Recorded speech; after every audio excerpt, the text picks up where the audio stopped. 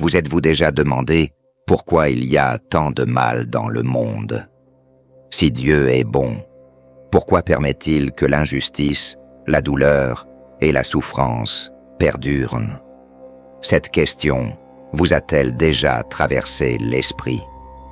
Aujourd'hui, nous allons plonger dans l'une des paraboles les plus intrigantes de Jésus, qui révèle des vérités profondes sur le bien et le mal. Mais avant de commencer, laissez votre like, abonnez-vous à la chaîne Restauration et Paz et activez la cloche pour ne manquer aucun contenu transformateur.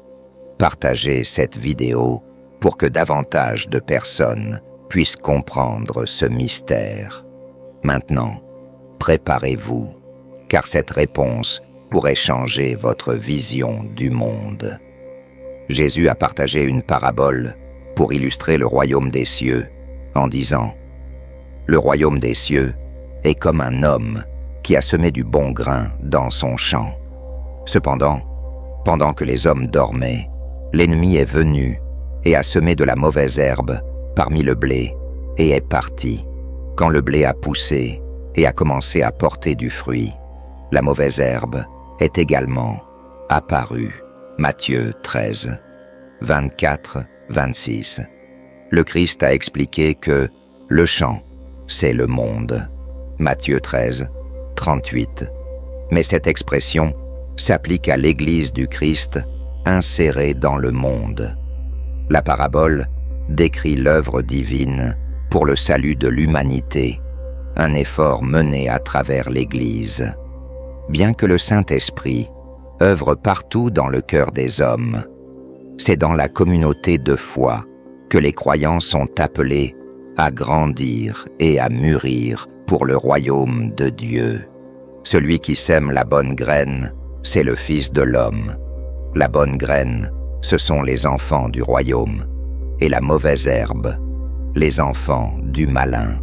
Matthieu 13, 37-38. Le blé symbolise ceux qui sont nés de la parole de Dieu, basée sur la vérité. La balle, en revanche, représente ceux qui naissent de la distorsion et de la tromperie.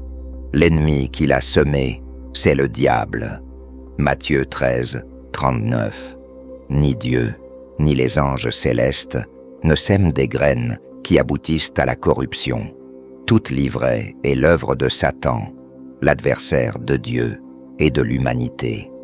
En Orient, il était courant qu'un homme se venge de son ennemi en jetant des graines de mauvaises herbes ressemblant au blé dans son champ nouvellement planté.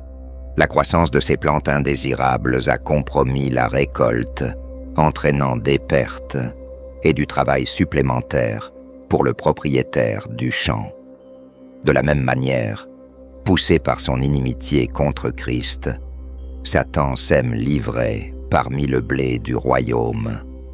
Cela favorise la confusion, conduisant les gens à rejoindre l'Église sans toutefois refléter le caractère divin. Cela entraîne le déshonneur du nom de Dieu, une fausse représentation de l'Évangile et un risque spirituel pour beaucoup. Les serviteurs du Christ sont souvent affligés lorsqu'ils perçoivent la présence de faux croyants parmi les vrais croyants et désirent purifier l'Église. Comme les ouvrières des champs, ils veulent retirer l'ivraie. Cependant, Jésus prévient « Non, de peur qu'en ôtant l'ivraie, vous n'arrachiez aussi le blé. Laissez-les pousser ensemble jusqu'à la moisson. » Matthieu 13, 29-30. Le Christ a enseigné que ceux qui persistent dans le péché ouvert doivent être exclus de l'Église. Cependant, il ne nous a pas confié la responsabilité de juger le cœur et les motivations des gens. Le Seigneur connaît la fragilité de notre nature et c'est pourquoi il ne nous a pas délégué cette mission. Si nous essayons de supprimer ceux que nous considérons comme indignes, nous ferions des erreurs. Nous jugeons souvent comme perdus ceux-là même que le Christ attire à lui. Si nous agissions selon notre vision limitée, nous pourrions éteindre leur dernier espoir de salut. Beaucoup de ceux qui semblent être chrétiens se révéleront faux, et d'autres, que nous ne considérons pas dignes, seront dans le royaume des cieux. Tandis que les humains jugent d'après l'apparence, Dieu sonde les cœurs. Le blé et l'ivraie doivent coexister jusqu'au moment déterminé pour la moisson, qui représente la fin du délai de grâce.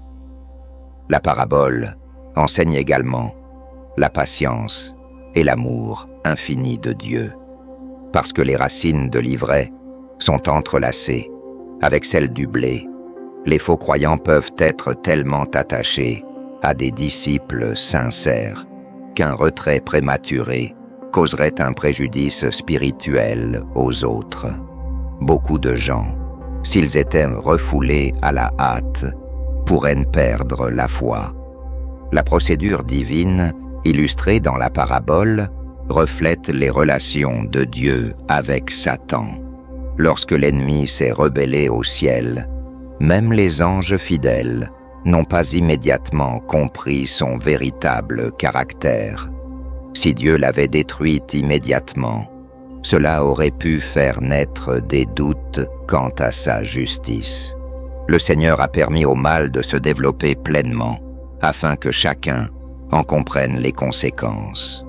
Dans sa patience, Dieu a préféré sacrifier son propre Fils, plutôt que de courir le risque que les êtres créés soient trompés par les mensonges du malin.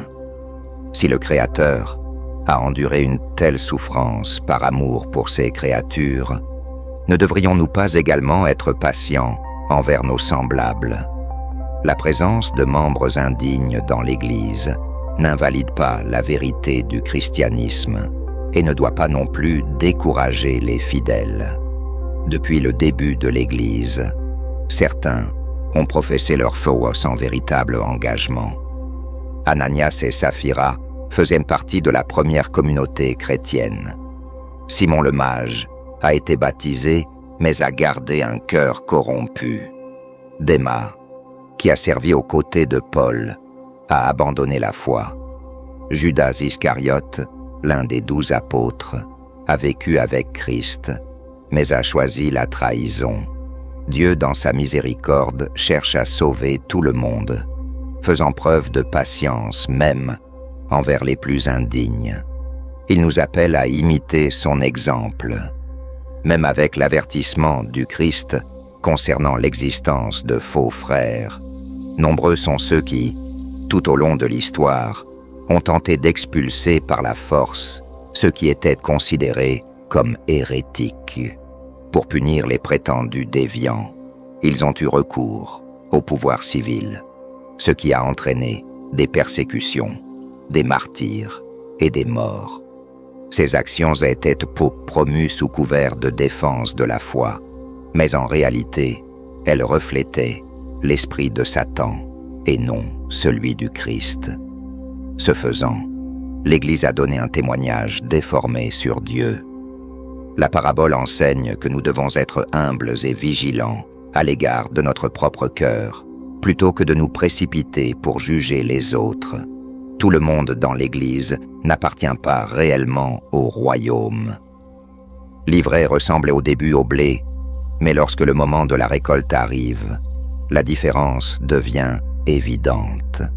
Le blé, chargé de fruits, s'incline en humilité, tandis que l'ivraie reste dressé, révélant sa stérilité. Beaucoup de ceux qui semblent pieux peuvent, en fin de compte, se révéler dépourvus de vraie foi. Mais le jour de la moisson, lorsque Christ reviendra, la distinction sera claire.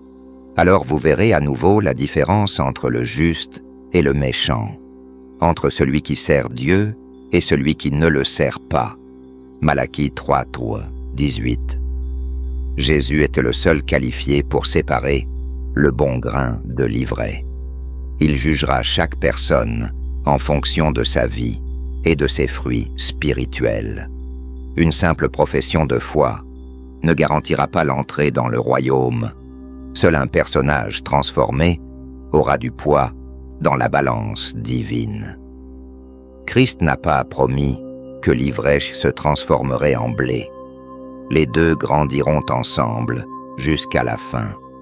Ce jour-là, les anges arracheront du royaume tout ce qui scandalise et ceux qui commettent l'iniquité.